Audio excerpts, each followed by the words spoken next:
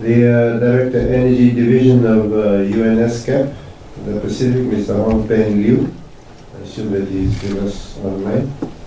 The Regional Representative for Global Green Growth Institute, Ms. Katerina Singalakis, distinguished guests, participants, ladies and gentlemen.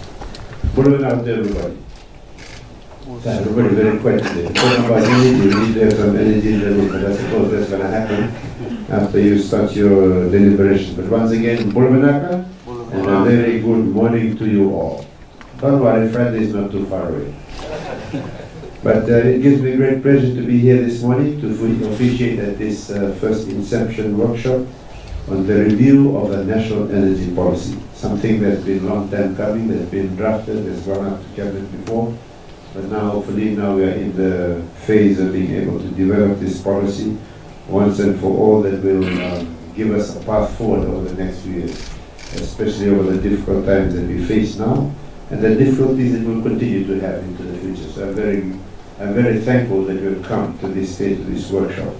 So on behalf of the government and the people of Fiji, first of all, I want to convey our sincere gratitude to the United Nations Economic and Social Commission for Asia and Pacific, UNESCAP, and also for the Global Green Growth Institute for all the assistance and for the support in making this workshop possible, and also for other things that they have done in the area of the energy space for us here in Fiji. We're always very, very grateful for the support that the Global Green Growth Institute and also UNESCAP has been providing for us. Last year, the UNESCAP carried out a study titled An Analysis of the Power Sector Infrastructure Requirements for Electric Vehicles for VTL, the first of its kind in the Pacific.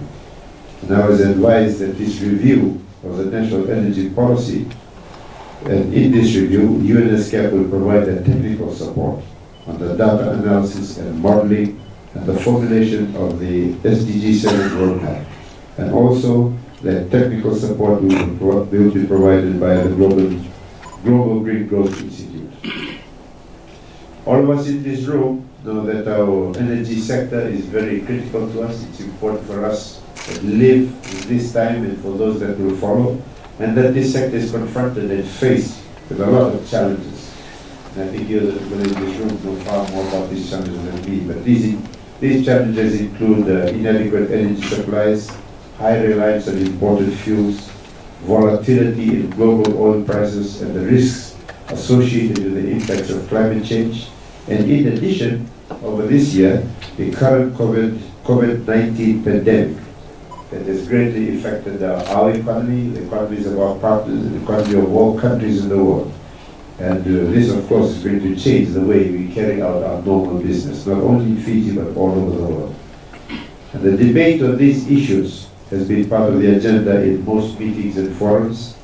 The SIDS, the small island developing states, including Fiji, are very vulnerable to all of these externalities.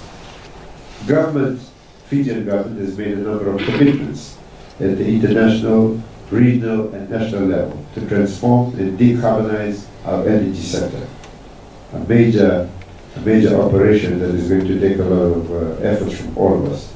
We are the first country to ratify the Paris Agreement and made a commitment through our NDCs, our nationally determined contribution target to achieve 30% carbon emission reduction by the year 2030 and further reduce to net zero emission by the year 2050.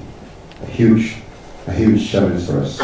To achieve the latter will require an investment to a tune of US $2.97 billion. And this will be carried out or achieved in three different ways. First of all, in terms of electricity generation and transmission, in other words, moving away from fossil fuel generated electricity to one that is hopefully entirely based on renewable energy. Secondly, by the demand side, we're making sure that we're more efficient in the way that we use the energy that we have, lightings and all of these other systems that we have. And lastly, in terms of the transport sector, for electrification, hopefully use of biofuels and so forth, the transport sector will help us to achieve those particular targets. So for electricity generation and transmission, the total kind of investment that we need to achieve our targets in that sector will amount to US 1.67 billion for the demand side, or in terms of energy efficiency, about US $150 billion, and for transport, 1.149 US billion dollars. So those are massive investments that we need to be able to source funding for through other partners so we can achieve these targets. Consequently, our 5-year and 20-year National Development Plan aspires to provide electricity access to all Fijians by the year 2021. That's next year. That has been our target. Make sure that every household in Fiji has access to electricity. And secondly, to increase the share of renewable energy to 100% by the year 2036. This is a target that the ministry is working on together with EFL and other agencies that are working in this space. These are very, very ambitious targets, which will require a lot of a concerted and holistic and collaborative approach by all stakeholders. According to our 2017 national census, out of a total of around 191,911 households surveyed, a total of 96% of these households had access to electricity. And this had been an increase of 7% from the previous 2007 census. So over that 10-year period, there had been an increase in the number of households that had access to electricity by 7%. So 96% of all households in Fiji. And if you look at the urban areas, this is basically 99% of all urban households have access to electricity, and around 91% of all rural households have access to electricity. That's how we get that average of 96% right across the country. In terms of our electricity access supply today, almost 80% of our population, around 79%, is connected to the EFL grid. And we have around 12.5% are connected through solar home systems. That has been a major program of government, of the Energy Department, and also of some other development agencies. And 2.5% of our households have access through village and personally owned diesel generators, and 2% are supplied by the private sector. So that's where the 96% comes of all households having access to electricity. That's the breakdown of how they're getting their electricity.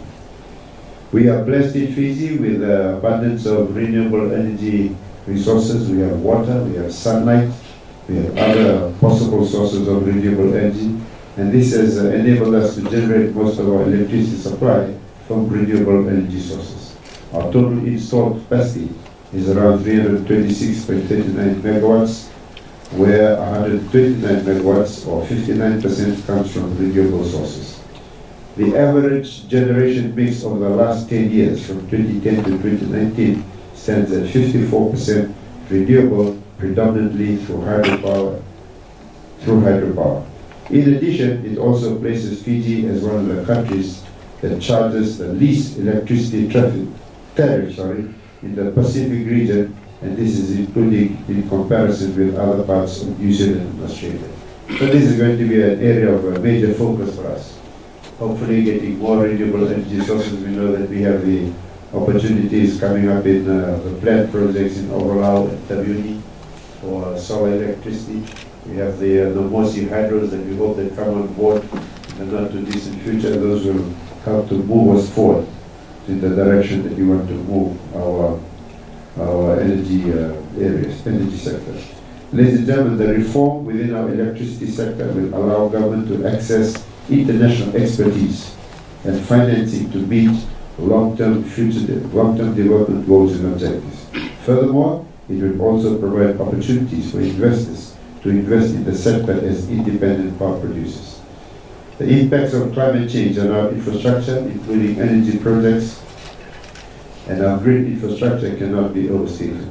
These are long-term investments which are at risk when natural disaster strikes. During Tropical Cyclone Winston, 1/3 of our GDP was wiped out in a very short period of time. There have been a few other cyclones like Kenny, like Harold, which have also caused a lot of damage to our infrastructure, in particular the EFL infrastructure. So the need to put in place sustainable and resilient infrastructure is critical and should and will be part of government's development plans and objectives. For all of you that are here this morning for this workshop, your presence today is something that we appreciate, and it's a reflection of your commitment to contribute and to deliberate on the risk developments, on the challenges that we have, and out of this we hope that you will be able to come out and map out a clear direction for our energy sector.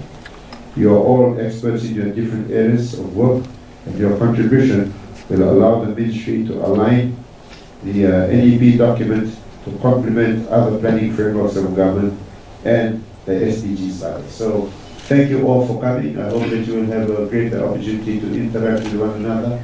And at the end of all of this, I look forward to receiving a revised policy document that I hope to be able to take up to Cabinet and have it discussed at that level. It will help us to move forward into the future that we want for this country. With those few words, I have great pleasure in declaring the first Inception workshop on the review of the National Energy Policy open. Thank you, Nawaliu, and God bless this workshop.